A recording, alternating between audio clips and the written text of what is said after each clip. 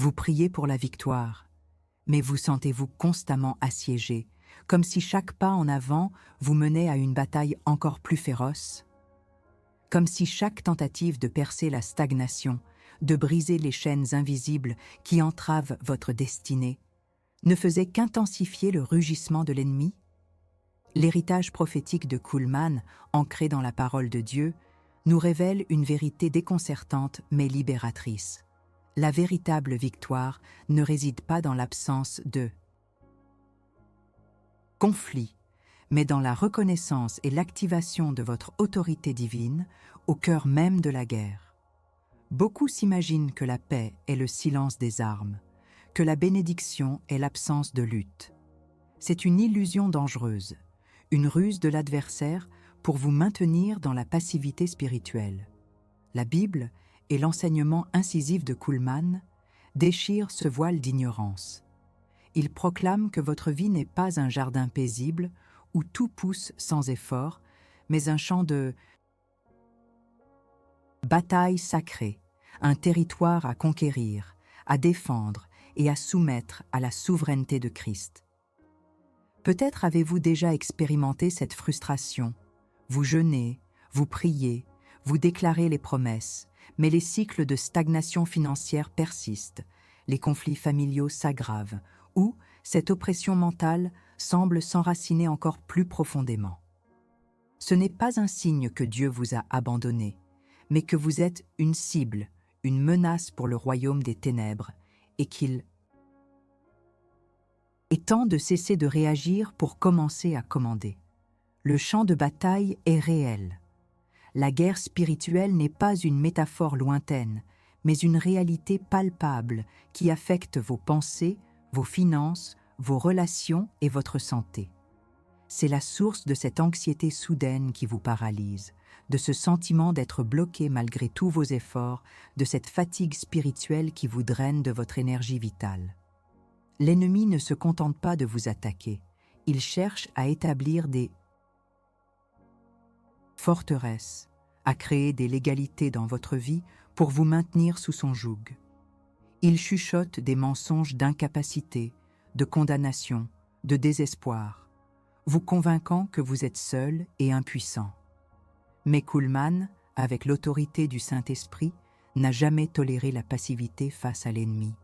Son ministère était un cri de guerre, un témoignage vivant de la puissance du nom de Jésus et du sang de l'agneau pour briser toute chaîne, pour chasser toute oppression, pour restaurer toute âme.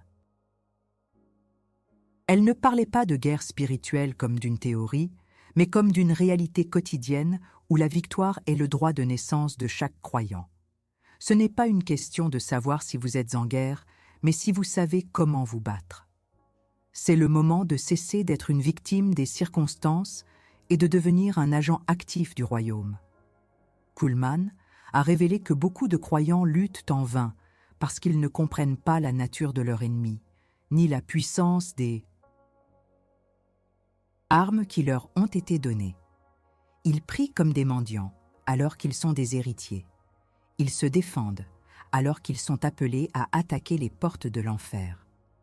Aujourd'hui, nous allons plonger dans l'enseignement biblique de la bataille finale, tel que Kuhlman l'a incarné et proclamé. Non pas pour vous effrayer, mais pour vous armer, pour vous éveiller à l'autorité que vous avez en Christ. Car si le combat est intense, la victoire est déjà assurée, mais elle exige votre participation active, votre déclaration audacieuse et votre foi inébranlable. Vous êtes-vous déjà senti si épuisé par le combat, si las de l'ennemi qui vous harcèle, que l'idée même de continuer à vous battre semble insoutenable, que le silence de Dieu semble assourdissant face au bruit des accusations et des mensonges? Si vous ressentez cette brûlure intérieure, cette soif de voir la main de Dieu se manifester avec puissance dans votre vie, alors ce message est pour vous. Préparez-vous à une confrontation sans précédent avec les tactiques de l'ennemi et à une révélation puissante des armes spirituelles que vous possédez. Nous allons déverrouiller des stratégies de guerre directes, des prières de rupture, des décrets de protection qui vont non seulement repousser l'ennemi, mais aussi inverser la tendance, transformer votre défensive en offensive. Alors, pourquoi, malgré toutes vos prières, le champ de bataille de votre vie semble-t-il s'intensifier et comment l'héritage spirituel de Kuhlman peut-il illuminer le chemin vers la conquête totale? La réponse réside dans une vérité que l'ennemi ne veut absolument pas que vous connaissiez, une vérité qui libérera le guerrier qui sommeille en vous. Stratégie. Le no-cote. Si vous êtes fatigué d'être une cible et prêt à brandir votre épée spirituelle, je veux que vous le déclariez maintenant dans les commentaires. Écrivez « Je suis un guerrier du Christ et je me lève ». Ne pas le faire est une défaite personnelle silencieuse. Que l'ennemi chérira. L'inaction n'est pas une option dans cette guerre. Le plan de bataille, démasquer les forteresses de l'ennemi. La première étape pour remporter toute guerre est de connaître son ennemi et de comprendre son plan de bataille. Trop de chrétiens luttent dans l'obscurité, attribuant leurs problèmes à la malchance, au destin ou simplement à des circonstances humaines. Kuhlman, avec son discernement prophétique aiguisé, nous a enseigné que derrière les symptômes visibles de notre souffrance se cachent souvent des forteresses spirituelles, des points d'ancrage que l'ennemi a établis dans notre vie, souvent sans notre connaissance. Imaginez votre vie comme un vaste territoire. Chaque aspect, votre santé, vos finances, vos relations, votre paix intérieure, votre appel divin, est une portion de ce territoire. L'ennemi, un tacticien rusé, ne lance pas des attaques aléatoires. Il cherche des brèches, des portes ouvertes, des points faibles pour s'infiltrer et établir un camp. Ces portes peuvent être des péchés non confessés, des blessures non guéries, un manque de pardon, des paroles négatives prononcées sur vous ou par vous, ou même des liens générationnels non rompus. Acte 1. Validation de la douleur. Les mensonges qui construisent des forteresses. Reconnaissez-vous cette sensation d'être inexplicablement bloqué? Cette dette qui ne s'éteint jamais malgré vos efforts? Ces relations toxiques qui se répètent? Cette lutte constante contre l'anxiété ou la dépression qui vous vole votre joie? L'ennemi ne vous dit pas directement « je suis là ». Il vous chuchote des mensonges insidieux qui s'installent dans votre esprit et deviennent des convictions, des forteresses mentales. Mensonge 1. Vous n'êtes pas assez bon. Ce poison vous paralyse, vous empêchant d'avancer dans votre appel, de croire aux promesses de Dieu pour votre vie. Il vous rend timide, vous pousse à douter de votre valeur et vous fait sentir indigne de l'amour et des bénédictions divines. Vous travaillez dur, mais vous sabotez inconsciemment votre succès parce que, au fond, vous croyez ne pas mériter la victoire. Ce n'est pas une faiblesse personnelle, c'est une flèche enflammée de l'ennemi visant votre identité en Christ. Mensonge 2. Dieu est en colère contre vous et vous a abandonné. Après une chute, un échec ou une longue période de sécheresse spirituelle, cette accusation vous cloue au sol. Elle vous éloigne de la grâce, vous pousse à vous cacher, vous faisant croire que la repentance est inutile et que le pardon est hors de portée. Cette forteresse de culpabilité et de condamnation vous maintient dans un cycle de désespoir, vous empêchant d'expérimenter la liberté et la restauration promise. Mensonge 3. Vous ne changerez jamais. Ce mensonge attaque votre espoir, votre capacité à croire en la puissance transformatrice de Dieu. Il alimente les cycles de péché récurrents, vous convainquant que vos habitudes destructrices, vos addictions ou vos faiblesses sont une partie inaltérable de votre identité. L'ennemi veut que vous acceptiez la défaite comme votre destin, niant la puissance de rédemption du sang de Jésus. Mensonge 4. Vous êtes seul et personne ne vous comprend. Cette forteresse d'isolement vous coupe de la communauté, de l'aide et du soutien dont vous avez besoin. Elle amplifie vos peurs, vous pousse à l'autosuffisance ou au repli, vous rendant vulnérable aux attaques car vous combattez sans armée. L'ennemi sait que diviser pour régner est une stratégie efficace. Mensonge 5. Vos efforts sont vains, il n'y a pas d'issue. Ce mensonge installe le découragement et l'apathie.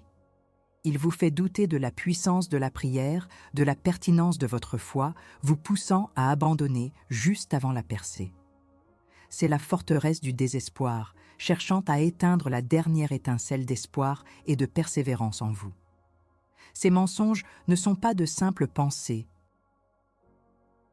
négatives, ce sont des bastions spirituels. Ils se nourrissent de vos peurs, de vos insécurités, de vos blessures passées. Kuhlman a souvent souligné que le diable n'a aucune nouvelle ruse. Il utilise les mêmes tactiques depuis des millénaires.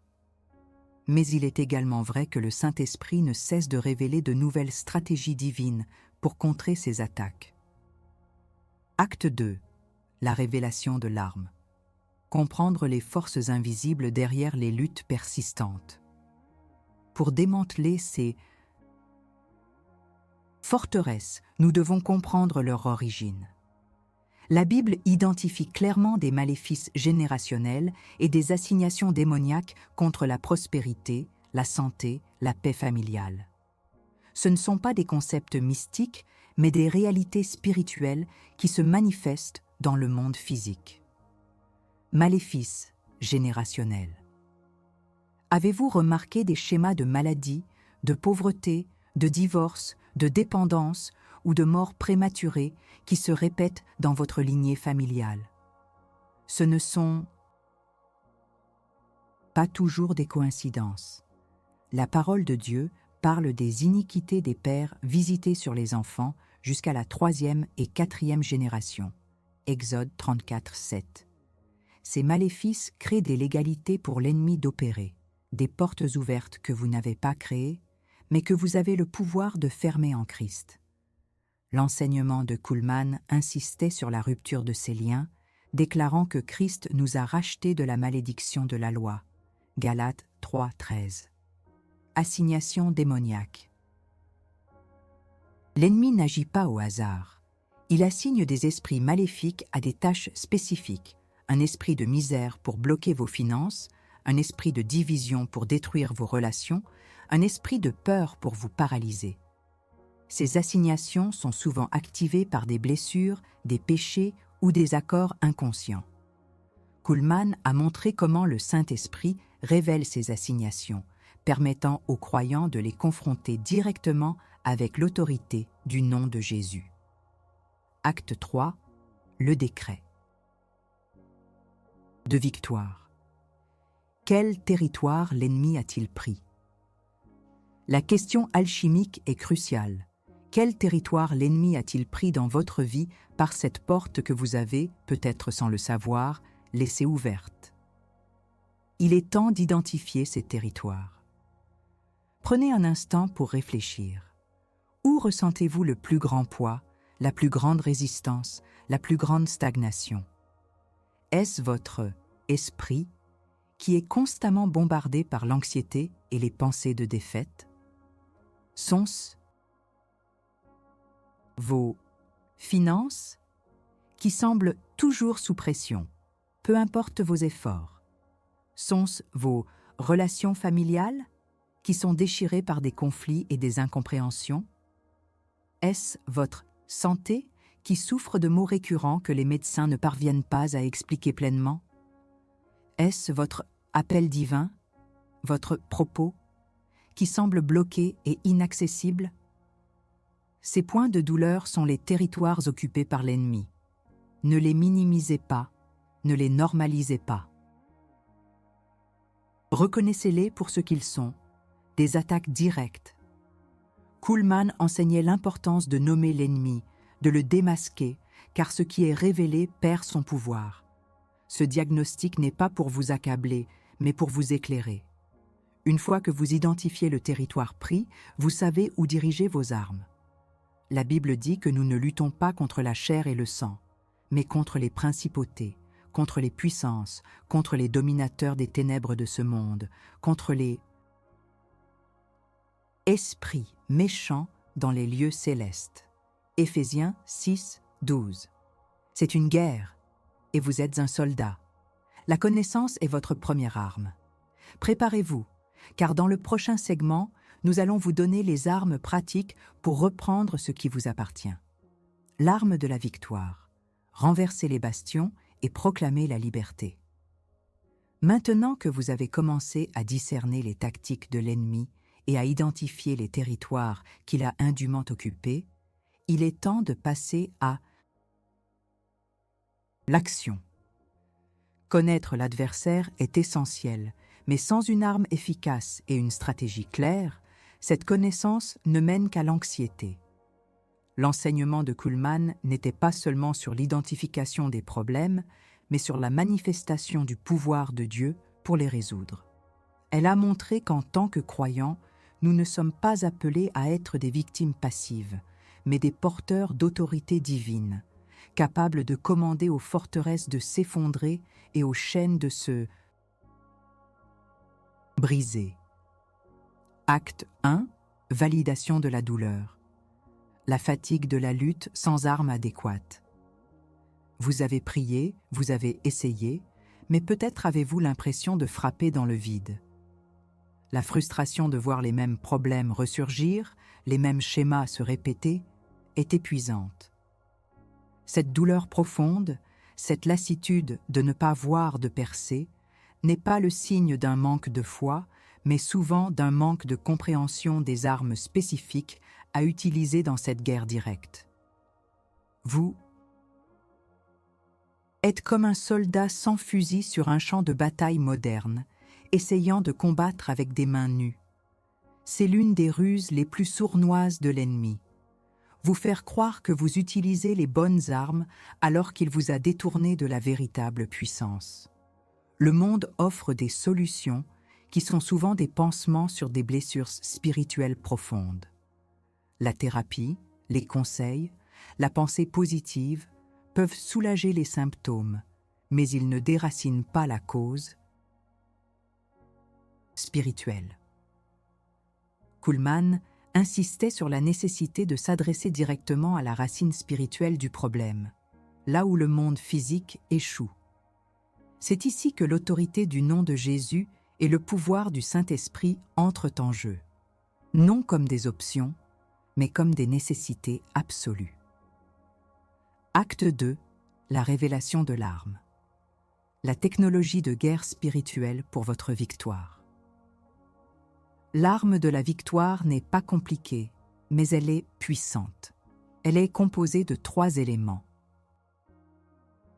Interconnectés. La prière de renonciation, le décret de la parole et l'exercice d'autorité.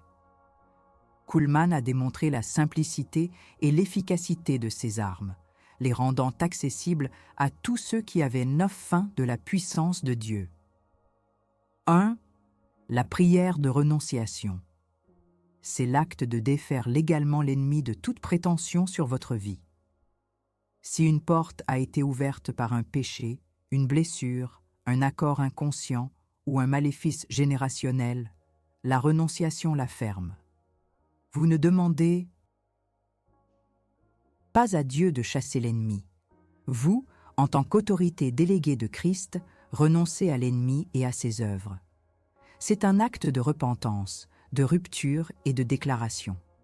Par exemple, si vous avez identifié une forteresse de pauvreté due à un maléfice générationnel, vous ne priez pas simplement pour la prospérité. Vous renoncez activement à tout esprit de misère, à toute l'égalité que la pauvreté a dans votre lignée.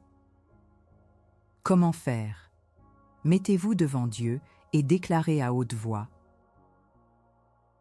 au nom de Jésus-Christ et par le pouvoir de son sang, je renonce à tout esprit de nommer l'esprit, misère, peur, maladie, division, qui a eu accès à ma vie ou ma lignée familiale. Je brise tout accord, toute légalité, toute forteresse qu'il a établie. Je décrète que sa domination est terminée. 2. Le décret de la parole. La parole de Dieu n'est pas seulement un livre d'histoire, c'est votre épée, votre arme offensive. Chaque promesse de Dieu est un décret que vous pouvez activer. Kuhlman insistait sur la foi audacieuse dans la parole. Vous ne suppliez pas, vous déclarez. Quand la parole de Dieu est prononcée avec foi, elle a le pouvoir de créer, de transformer et de détruire. Si l'ennemi a chuchoté des mensonges, contrez-le avec la vérité. Comment faire? Après avoir renoncé, proclamez la vérité opposée. Le Seigneur est mon berger, je ne manquerai de rien. Psaume 23, 1. Je suis racheté de la malédiction de la pauvreté. Galates 3, 13. Je suis plus que vainqueur. Par celui qui m'a aimé. Romains 8, 37. Imprégnez-vous de ces vérités, répétez-les jusqu'à ce qu'elles deviennent la conviction de votre cœur. 3. L'exercice d'autorité. Christ vous a donné toute autorité sur toute la puissance de l'ennemi. Luc 10, 19. Vous n'avez pas besoin d'attendre un prophète ou un pasteur pour exercer cette autorité. C'est votre droit de naissance en tant qu'enfant de Dieu. Kuhlman a libéré des milliers de personnes en leur montrant qu'elles pouvaient chasser les démons et guérir les malades en exerçant simplement l'autorité que Christ leur avait donnée. Comment faire? Parlez directement à la forteresse, à l'esprit, à la maladie. Non pas comme si vous parliez à Dieu, mais comme si vous parliez à votre subordonné. Esprit de peur, je te commande, au nom de Jésus, de quitter ma maison, mon esprit et mes émotions, maintenant. Je te lie et je t'ordonne de lâcher prise. C'est direct, sans détour, avec la conviction que le ciel vous soutient. Acte. 3. Le décret de victoire. Maintenir votre conquête et en équiper d'autres. La victoire n'est pas un événement ponctuel, mais un processus de maintien. L'ennemi cherchera à reprendre le terrain perdu. C'est pourquoi la vigilance est cruciale. Protégez votre cœur et votre esprit contre les rechutes. Une fois que vous avez rompu une chaîne, remplissez cet espace par la parole de Dieu, la louange et la prière constante. Ne laissez pas de vide. Kuhlman disait que le diable déteste la louange, car elle invite la présence de Dieu qui chasse les ténèbres. Pratiquez le pardon, car l'amertume et le ressentiment sont des portes ouvertes que l'ennemi adore exploiter. Habillez-vous de l'armure de Dieu quotidiennement. Éphésiens 6, 10, 18. Mentorat et multiplication. La véritable victoire est contagieuse. Une fois que vous avez expérimenté la libération, votre témoignage devient une arme pour d'autres. Partagez ce que Dieu a fait.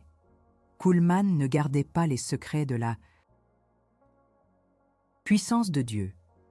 Elle les déversait sur des milliers, les équipant pour leur propre bataille. Enseigner à d'autres comment rompre leur propre cycle d'esclavage, c'est solidifier votre propre liberté et étendre le royaume de Dieu. La bataille finale n'est pas une guerre que nous attendons, mais une guerre que nous menons chaque jour. Et la bonne nouvelle, c'est que nous la menons à partir d'une position de victoire déjà acquise. La question n'est plus « comment vaincre l'ennemi ?» mais « comment manifester la victoire que Christ a déjà remportée ?» Stratégie, le direct de droite, le défi de la courage. Avez-vous le courage de déclarer votre liberté publiquement? Si vous êtes prêt à rompre les chaînes et à exercer votre autorité, je veux que vous aimiez cette vidéo maintenant comme un acte de guerre. Et ensuite, dans les commentaires, écrivez Chaîne brisée, territoire repris. Votre j'aime et votre commentaire ne sont pas une simple interaction, mais un acte de foi publique, un témoignage pour l'armée invisible. Osez-vous vous lever? La guerre invisible. Commandez l'autorité du Saint-Esprit pour briser les cycles. La vie chrétienne n'est pas une série d'événements isolés. Elle est souvent marquée par des cycles. Certains sont bénis et divins, d'autres sont destructeurs et diaboliques. Ce sont ces derniers que nous allons cibler dans cette section. Vous avez peut-être remarqué des schémas récurrents dans votre vie, des difficultés financières qui reviennent malgré les percées temporaires, des problèmes relationnels qui se répètent de génération en génération, des luttes pour la santé qui semblent défier la médecine, ou un sentiment général de ne jamais atteindre votre plein potentiel. Kuhlman a toujours insisté sur la nécessité de voir au-delà du visible, de discerner la main de l'ennemi dans ces cycles persistants. Elle nous a montré que la clé pour briser ces schémas réside dans la commande de l'autorité du Saint-Esprit. Acte 1. Validation de la douleur. Quand le désespoir s'installe face au cycle persistant. La douleur la plus profonde de ces cycles est le désespoir qu'ils engendrent. Vous avez prié, vous avez jeûné, vous avez fait des efforts considérables, mais le même problème ressurgit, la même montagne se dresse devant vous. Ce sentiment d'impuissance, de fatalité, peut être écrasant. L'ennemi adore ces cycles, car ils érodent votre foi, vous convainquent que votre situation est sans espoir et que Dieu ne répond pas. Cette tristesse profonde et cette fatigue spirituelle ne sont pas imaginaires. Ce sont les marques d'une guerre invisible où l'ennemi a établi des points de contrôle, vous empêchant d'avancer. Le cycle de la misère. Vous travaillez dur, vous êtes fidèle dans vos dîmes, mais les dettes s'accumulent, l'argent glisse de vos mains et la prospérité semble toujours hors de portée. Ce n'est pas le fruit du hasard, mais l'œuvre d'un esprit de misère et de pauvreté qui a été assigné contre votre lignée ou votre destinée. Le cycle des relations brisées. Vous aspirez à l'amour et à la connexion, mais vos relations sont marquées par la trahison, l'abandon ou le conflit incessant. Vous voyez peut-être ces mêmes schémas chez vos parents ou grands-parents. Le cycle de la maladie. Une maladie chronique, des douleurs persistantes, des diagnostics inexplicables qui semblent sauter d'un membre de la famille à l'autre. Le cycle de la stagnation. Votre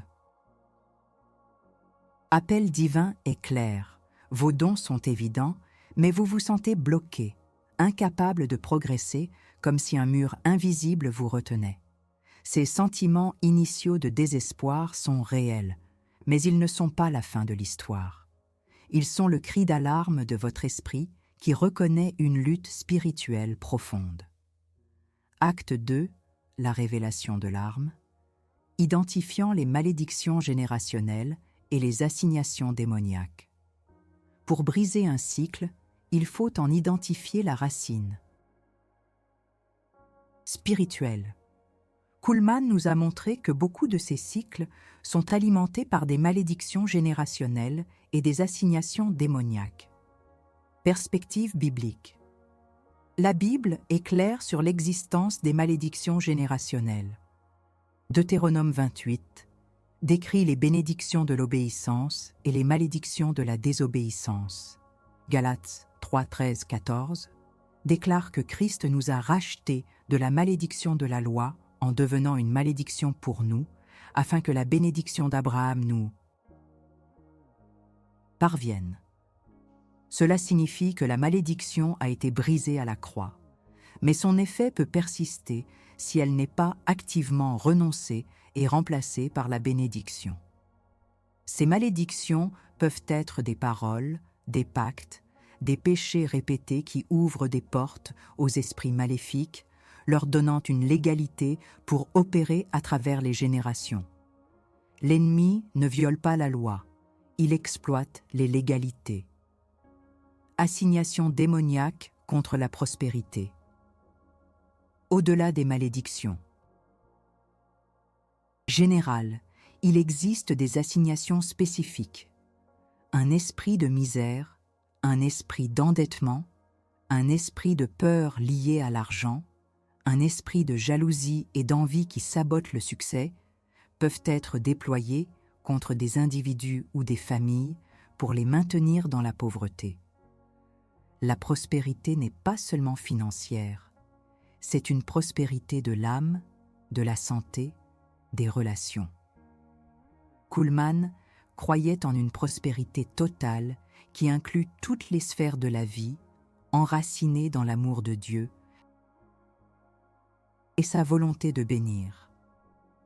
Acte 3, le décret de victoire. Histoire personnelle et commande de l'autorité. Kuhlman elle-même était une source d'histoires inspirantes. Des personnes luttaient depuis des années avec des maladies incurables, des addictions, des désespoirs profonds. Leur transformation commençait souvent par un simple acte de foi, un cri de l'âme et une reconnaissance de la présence et de la puissance du Saint-Esprit. Elle ne se contentait pas de prier pour les gens, elle les encourageait à se lever, à déclarer, à croire que le Saint-Esprit était là pour agir à travers eux. Témoignage bref et inspirant. J'ai vu des personnes, des années après avoir rencontré le Christ, encore luttant contre la dépression qui avait ravagé leur famille pendant des générations. Elles ont reconnu la racine spirituelle, ont renoncé à cette malédiction au nom de Jésus, et ont vu la paix de Dieu inonder leur esprit pour la première fois. Des entreprises qui stagnaient ont commencé à prospérer après qu'un dirigeant a renoncé aux esprits de sabotage et de misère qui opéraient dans son environnement. Des mariages au bord du gouffre ont été restaurés lorsque les conjoints ont identifié les esprits de division et les ont chassés de leur foyer.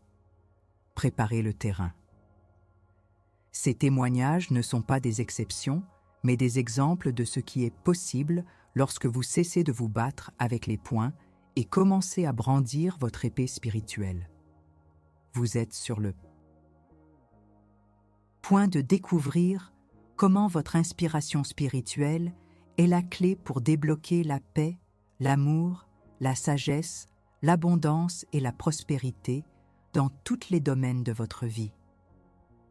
C'est en activant le Saint-Esprit qui réside en vous, en le laissant vous guider dans des prières ciblées et des décrets prophétiques, que vous allez briser ces cycles et créer de nouveaux chemins de bénédiction.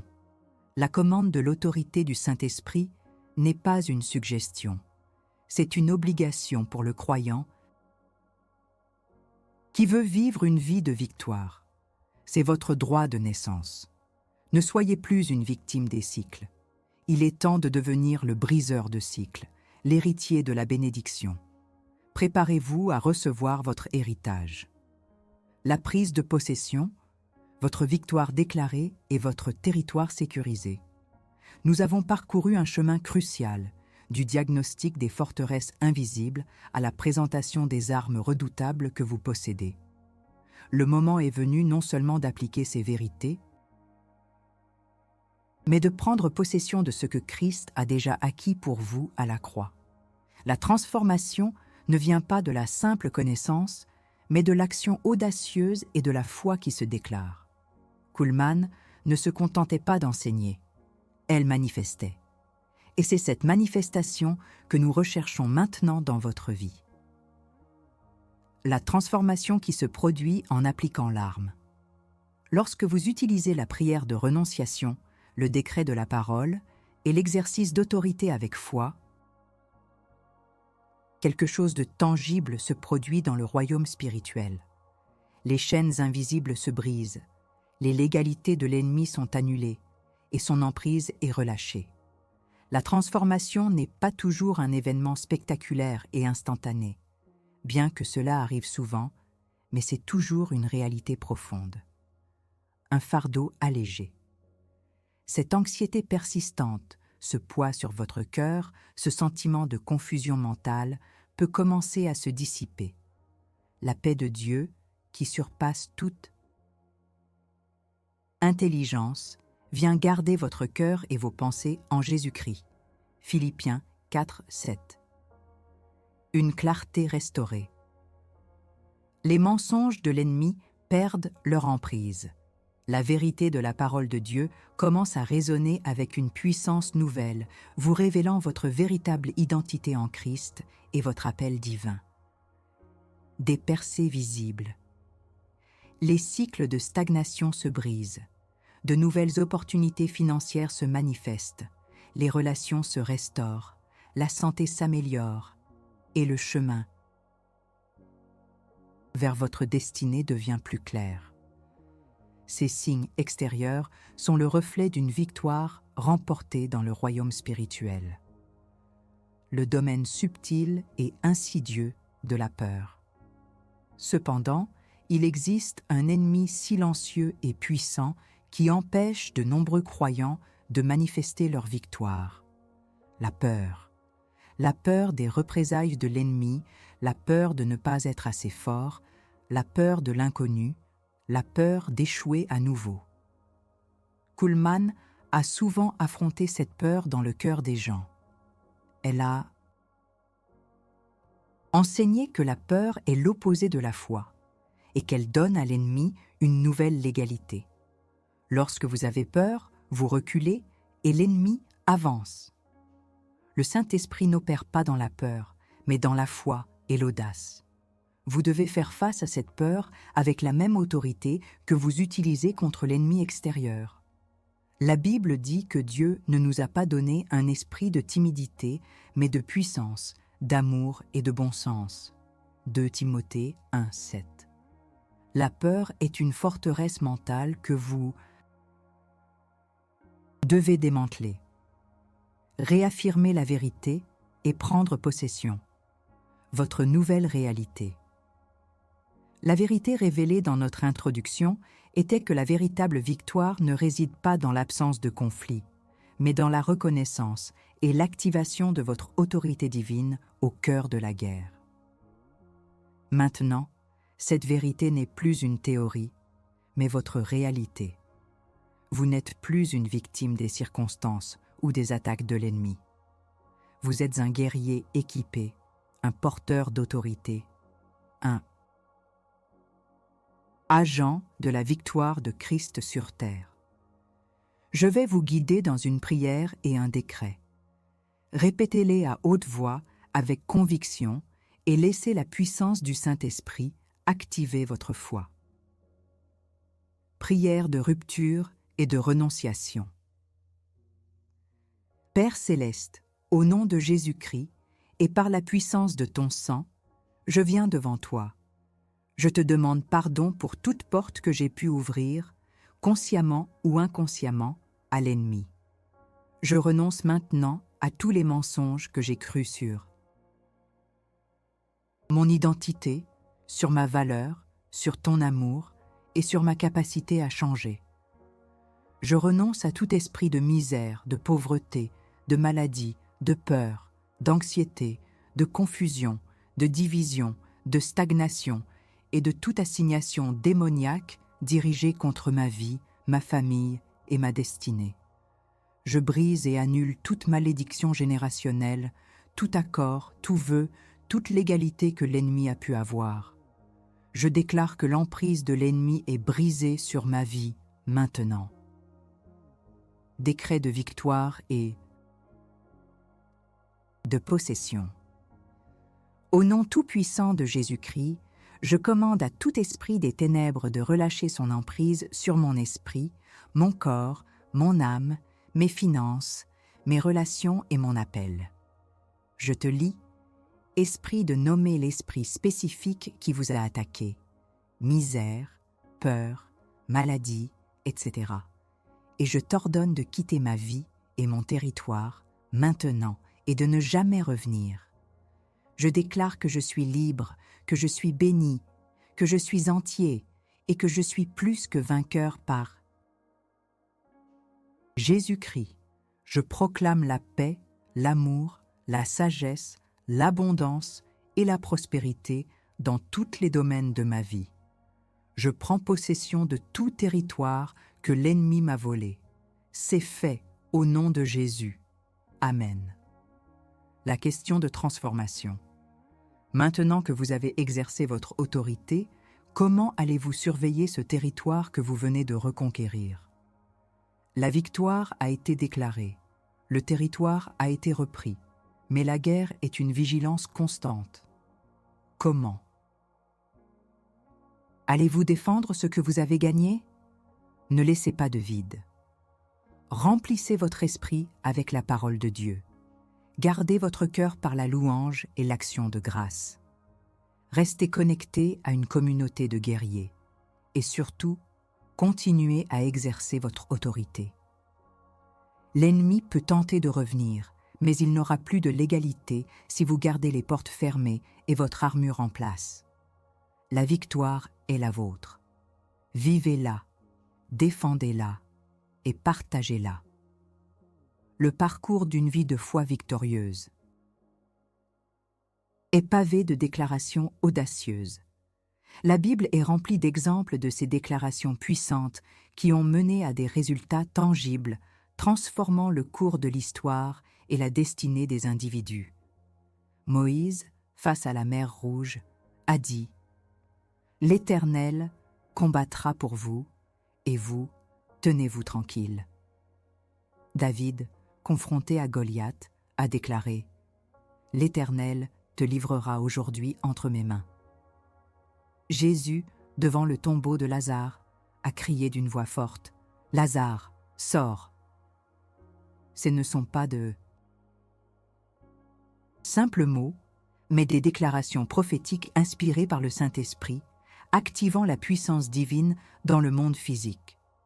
Il est crucial de comprendre la différence fondamentale entre la pensée positive et la déclaration prophétique divinement inspirée. La pensée positive repose sur la force de la volonté humaine, sur l'optimisme, sur la capacité à visualiser un résultat désiré.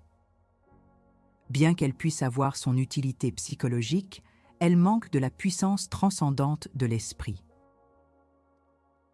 C'est comme essayer de déplacer une montagne avec une cuillère. La déclaration prophétique, telle que Kuhlman la pratiquait et l'enseignait, est tout autre. Elle ne provient pas de votre force ou de votre imagination, mais d'une révélation, d'une conviction profonde enracinée dans la parole de Dieu et activée par le Saint-Esprit qui réside en vous. C'est une parole prononcée avec l'autorité déléguée de Christ, en accord avec la volonté de Dieu. C'est le Saint-Esprit qui met les mots dans votre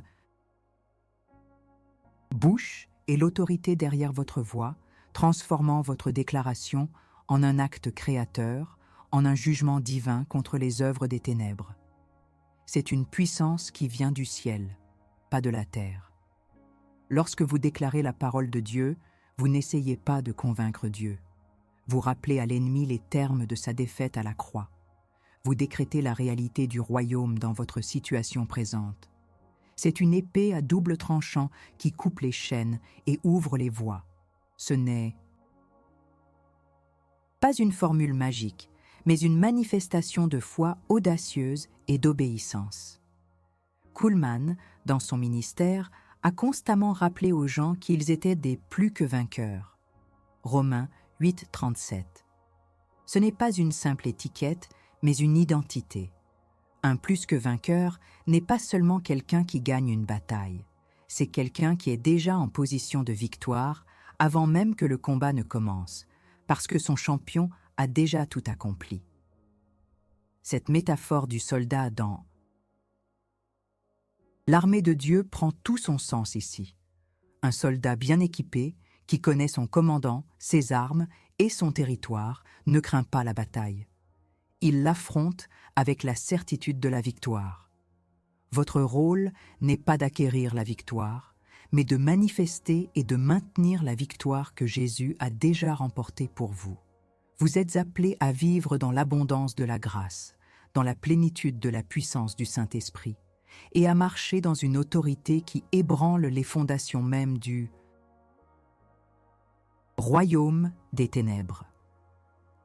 Chaque déclaration de foi, chaque prière de renonciation, chaque acte d'obéissance renforce votre position de plus que vainqueur.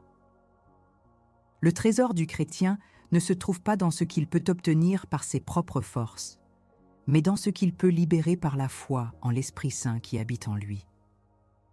Cette nouvelle identité de plus que vainqueur signifie que vous ne regardez plus vos problèmes comme des montagnes insurmontables, mais comme des opportunités de voir la puissance de Dieu se manifester. Vous ne parlez plus de défaite, mais de destinée. Vous ne vivez plus dans la peur, mais dans l'audace de l'esprit. C'est votre héritage. Saisissez-le, déclarez-le, vivez-le. Vous avez reçu un arsenal d'armes spirituelles aujourd'hui, une carte de bataille pour démasquer l'ennemi et une stratégie claire pour la victoire. Ce n'est pas juste une information, c'est une activation.